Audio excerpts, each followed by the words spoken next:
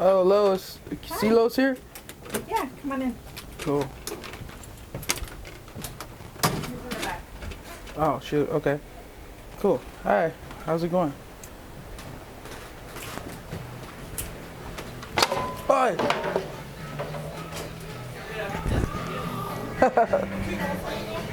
Hey, C-Los, what's happening, Hey, man? Mach 5 Media. What's going on, my boy? You, brother? Oh, hey, what do we got here? We need to smoke this. Ah, indica. Yes, sir. Let's do it. Hey, what up, guys? I'm right here chilling with C-Los. We're in Whittier at his old lady's pad, and we're just shooting the shit, talking about just different stuff. You know, he's an artist, so we're just gonna interview him, ask him a few questions. We're right here. You're right here with me, so here we go. What's up, C-Los? What's up, Mach 5? How you doing, brother? Chilling, man. What are you up to before I got here? We were actually just chilling, you know, today, me and my lady Laura, just hanging out. We live pretty busy lives, you know. We have kids and jobs and all kinds of shit, you know. Besides that, you know, there's a lot of things. So we were just hanging out. That's cool, man. So yeah, what you call it? I was mentioning earlier that I seen some of your work recently. Yes. So that's why. Can you tell us more, like, about all your artistic elements or your, your art life period? My art life period. Well, before I get into who my influences were, my art life period actually started me being a little kid. Hey, that's my question. We'll get to that after. But it actually started me being a little kid at kindergarten and just being influenced by everything that I would see when my parents would drive me around in their car. You know, my parents lived in Boyle Heights, and then we moved to West Covina, so I was constantly on the 10 freeway. Being on the 10 freeway all the time, I would see old school stuff like Tempt, STN, you know, really dope-ass graffiti artists that was around from that time. Of course, Chaka, to me, Chaka. OG. And all of LOD were a huge influence onto me growing up as not only just a graffiti artist, but just as an artist in general. Right. Just seeing like the whole landscape of cities, you know, I started figuring out like, oh, you know, they actually climbed up on this building and caught that tag up there. Or, oh, that's crazy, they're at the outside of the general hospital wall and they did letters over there. I was like, you know, how did they do that? Or like, how did they have like the foresight, you know, to think, hey, I want to do letters over here, so like I want to make them big enough and I want to place them in this certain area of the wall so when people are driving on the freeway they could see it right there. Right, yeah. So that all there influenced me just as being an artist, and of course cartoons. You know, growing up watching cartoons after school and Saturday morning cartoons. Back then, they don't have it no more, but back then Saturday mornings was the shit for being a little kid for watching cartoons. My mom was mean, dude. She didn't let us watch cartoons until we did our chores, dude. Oh, what? This is bullshit. You're missing out on so much good stuff. Just trying to watch the Transformers, Oh, Mom. Transformers are the shit. I grew up on He-Man, G.I. Joe, Transformers, and even before that, Thundercats was a little bit after. Lionel. Oh! Lionel was the shit. Sick. But even before that, it was Hanna-Barbera, mostly. Hanna-Barbera, yeah. you know, Scooby-Doo, the Flintstones, Jetsons, and even before that actually was Channel 5. I can't remember the guy. What was the name of the guy that was on Channel 5, babe? And he would come out, what, on Saturdays or was it Sundays? So are you and he showed like old Mickey Mouse. Or are you calling basket? Oh, no. I'm just joking. So it was on Channel 5, remember, and he would have like, he would put the film reels in, and he would show like the black and white tugboat Mickey Mouse cartoons and Popeye. Theater? Nah. Was it called Masterpiece Theater? Or Masterpiece, I don't know. I remember some dude. Something like that. Yeah. Actually, it was. Yeah, it was. Like a Mr. Rogers dude. Yeah. That Shit, guy. And he would put the film reels in, and he would show Mighty Mouse, Woody Woodpecker, and Popeye. Sick. And like sometimes the cartoons were in black and white. That's the first time I saw. Is it called Steamboat Mickey Willie? Mouse? Steamboat Mickey or Steamboat Mickey? Steamboat Willie. That's their Steamboat Willie. Speaking about Steamboat, while you talking, I chief it up in here. Oh, please, you're more than welcome to do that. We are very 420 friendly. I'm sorry about that. He was talking environment here. I had to interject, but here yes, please light up the indica. I would never prevent anybody from doing that. Exploring my own reality. Yes, and explore it extensively, please. I appreciate that. So getting back to the cartoons, that was a huge influence besides the graffiti influence. I was watching cartoons after school and on Saturday mornings. So that was like a rundown of like the original ones I first saw, you know. It would probably be like the guy on Channel 5 with Popeye, Mighty Mouse, and then Hanna-Barbera big Mighty Mouse time, is badass. you know. And then growing up later on to G.I. Joe, He-Man, G.I. Transformers, and then Thundercats. And even like Robotech. That's like when I first got into, you know, that was the beginning of anime to me. Excuse me. That's when No, us. I started learning about, you know, cartoons that weren't just from America. So those cartoons helped you dive into your artwork, Yes, sir. or started doodling and then channeling it? Or? Yeah, I started doodling, you know, I started drawing, and also comic books too. Comic books, I grew up reading Marvel and DC comics, but the ones that I really latched on to was definitely Teen Titans and the X-Men. And from watching like let's say all the superheroes and villains from comic books and also the cartoon characters, I started doodling and drawing, you know, their bodies and the characters themselves. And I noticed like Hanna-Barbera cartoons, they weren't so like anatomically correct. Yeah, you know, like it's the better characters will that have with like cartoons. I don't big like, heads. No 5 fingers and like. No, Yeah, they'll have like 4 fingers yeah, we just need sometimes. 3 or 4. 3 or 4. You know, it wasn't anatomically correct. Yeah. It wasn't until I started reading comic books where like they were like everybody Yeah. was more realistic. Then I started becoming more anatomically correct. And I want to give a big shout outs to my Aunt Margaret, my Auntie Margaret. She's an RN nurse, and because of her, she gave me a medical book, Body parts. And body stuff? parts, And it shows you how and to, it shows you like it draw has all the pages. It shows like a person naked, but then you turn, you see under the skin, Anatomy and the stuff, anatomy, yeah. anatomy books, and then you could see the bones. And then I was getting like the correct anatomy structure, and that's how I really learned how to draw people correctly. Nice. So you got some of your artwork right here. What are you looking at? I'm just looking at some old pictures that I got. Here's some like old graffiti stuff. This is actually at oh my gosh, me and Torque, PFK. We did a piece over at oh man, what's that freaking wall? It's in LA and it's not there anymore. The Hex battle was there. Oh my gosh, not the Motor Yard. Oh my gosh, I can't think of it right now. The thought escapes me. I'm on film. I'm sorry. Sorry about that. But here's a do a close up. This is a production that I did with Torque. I got my name. Excuse me. I don't know if you can see that, guys, but we'll take a picture and show it to you right now. Belmont Tunnel. Oh, This cool. is OG Belmont Tunnel right here. I got pictures from there. I hit that spot with Torque. Honestly, I don't even remember. It had to have been the late 90s. Now it's not even around anymore. But Belmont Tunnel was a huge spot for graph artists and graph writers in general just to hit. I believe Hex had a battle there. I don't know who he battled on that one. I don't know if he battled Slick. I don't know if that was there. I don't think it was. I think he might have battled Sleaze, but Hex used to kill that spot. Skill from UTI used to kill that spot.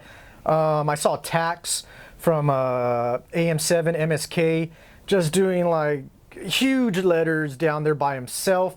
I saw him do it from beginning to end. I thought that was really fucking dope back then, just to see that whole process. Right. But I went there a couple times, and that was a historic spot. How did you, I mean, before leading up to that, when you were drawing as a kid, how did that lead to this, or getting into the graph world?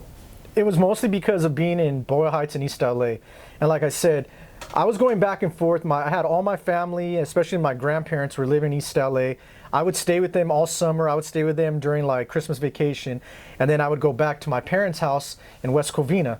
So I saw graffiti like crazy, not only in the streets of Boyle Heights in East LA, but on the freeways going to West Covina.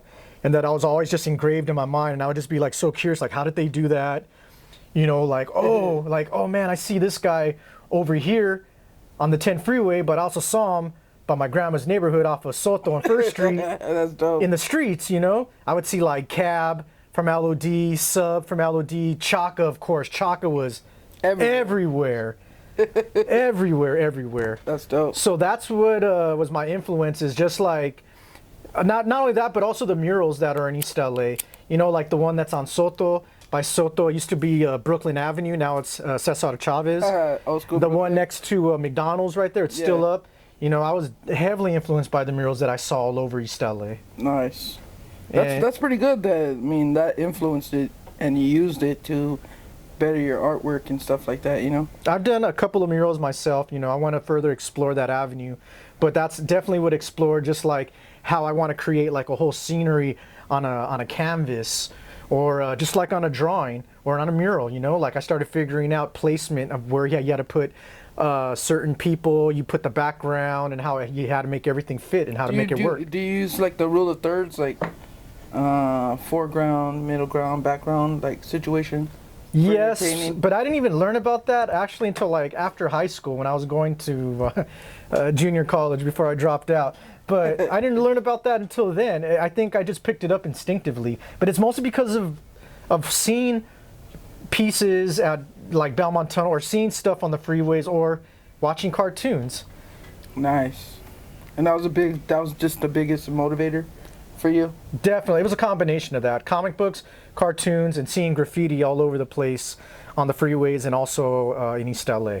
Sweet. That all influenced So me. you're still doing your artwork, right? Yes, sir. I'm still doing my artwork.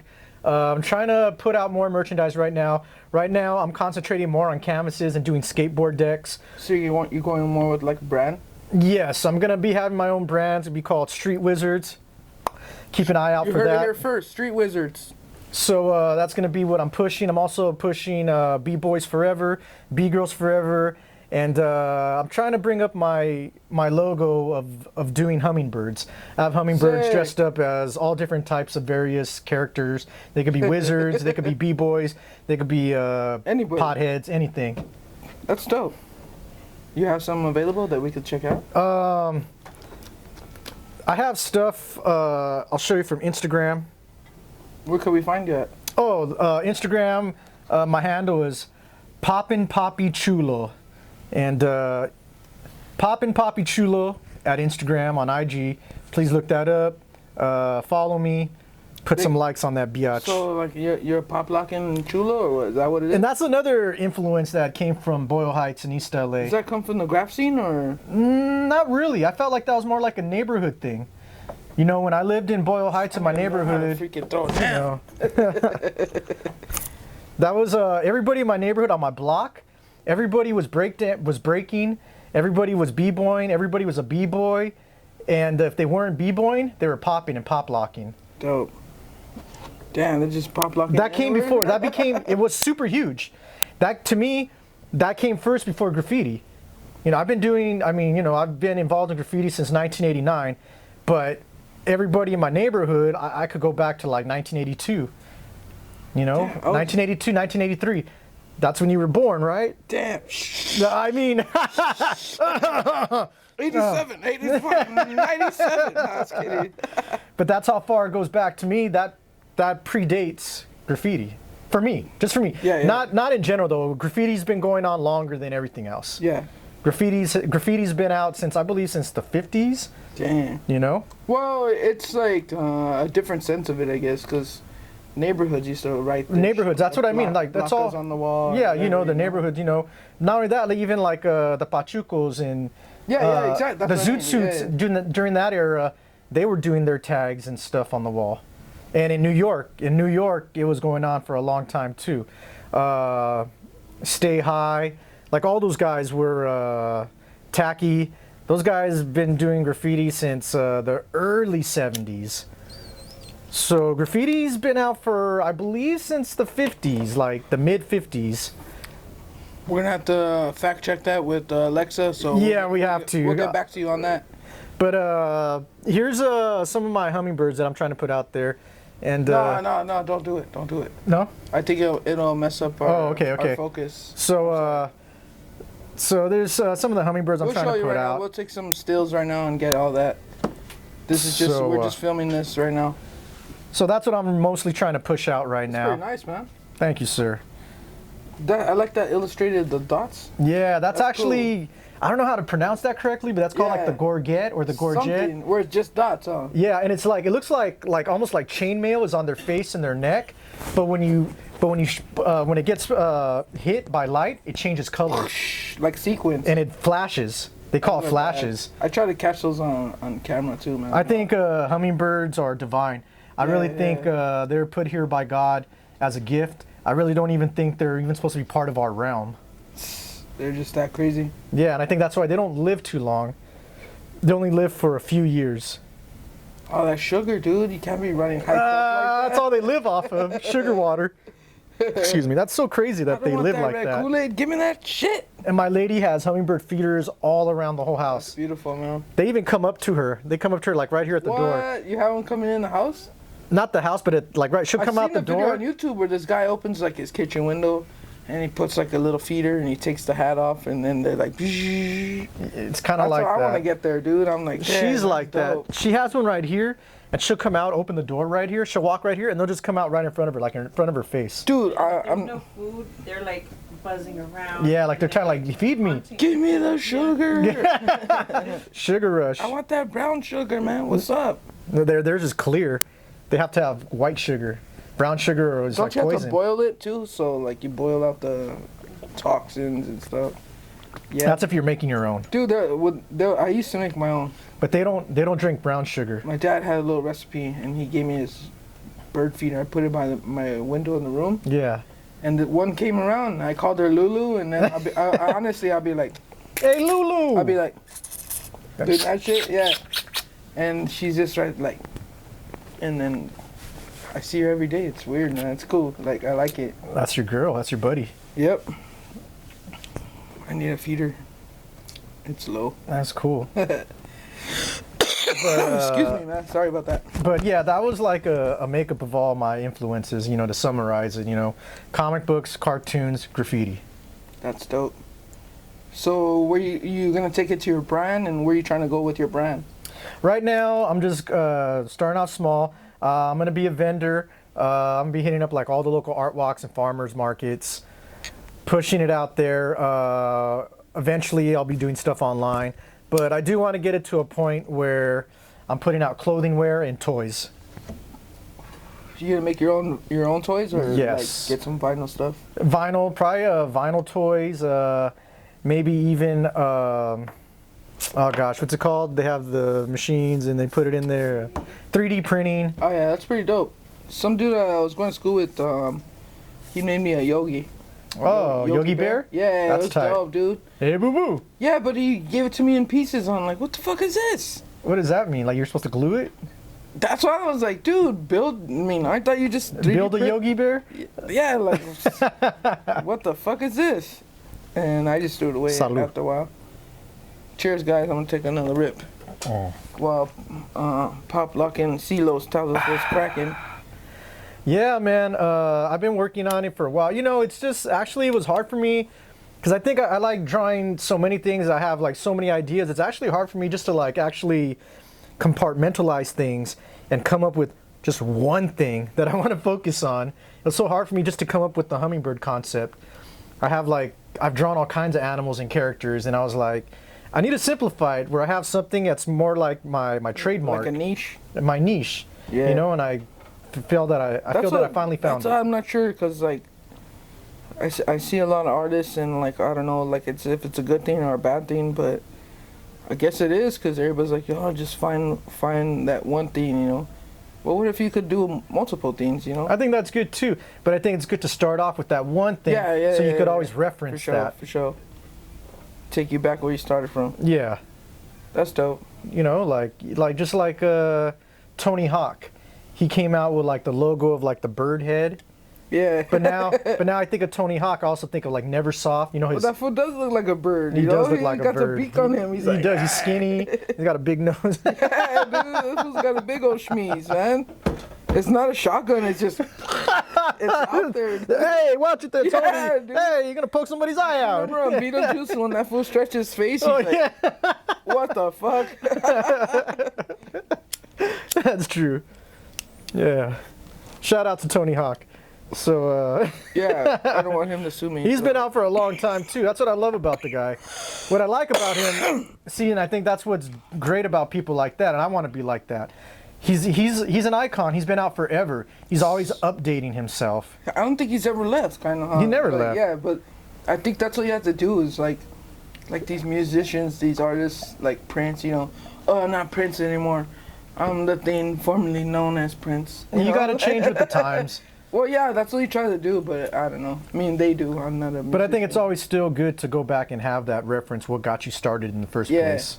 And that's still what you need to go back to all the time, because you gotta stay hungry, and that's what originally got you there. You gotta hold it, I think. You know, Yeah, you don't for have to your- try to top it all the time, but just stay hungry. You know, hungry and humble, so you know, like, okay, I'm making some cheddar. It's keeping the ball rolling. You know. No, I agree with that. And I think actually I think it's a hard thing for anybody to become successful is to stay hungry. Because once you do get to a certain point, you achieve a certain amount of success, it's hard to stay hungry because You think you're done in there? like you're like, oh man, I spent all this time and work. I already did it, man. I made it. And that's when you start falling off. Yeah, like, you're not the shit anymore. So you got to stay hungry and stay humble. It's true. Damn, that's pretty crazy. It's just the process, you know. It is a process. It's crazy. And I think people got to realize you want to be in it for the marathon. You don't want to be in it for the quick sprint. Yeah, It's yeah. a marathon. Yeah, like my buddy Street Sider, that dude, man. I always call him the hardest working, Street Sider. I see that guy hardest everywhere. working man in show business. He's yeah, everywhere. Exactly, he's everywhere. Shout outs to Street Sider. I see you everywhere, man. Keep on Yeah. doing your thing, man. Keep on That hustling. dude's always Respect. grinding. Exactly. So like those guys, man, they live that. It's not. They like- live that life. Yeah, it's like that is my life, art. You know, it's like yeah, it's pretty cool. So I could see it. It's pretty crazy. But yeah, man, you got anything else you want to tell us about? I think that's mostly it right now. If you have any more questions, let me know. Yeah, we got a few questions. Let's see. Nah, just kidding. Lauren, you want to hit the button for us? Thank you, Lauren. Lauren was our side helper. My beautiful Queen Laura. Queen Laura in the house. Thank you, baby. I Yeah. love you so much. Shout out to Mwah. Montel Jordan. You know, keeping it real. Oprah, what happened? You fell off. You know, Method Man. What's up, G? I want to give a shout out to all the artists from East LA and LA area in general for not only the influence, but for continuously doing your thing. Because I know it's a hard struggle sometimes. There's a lot of competition. So And see. peace.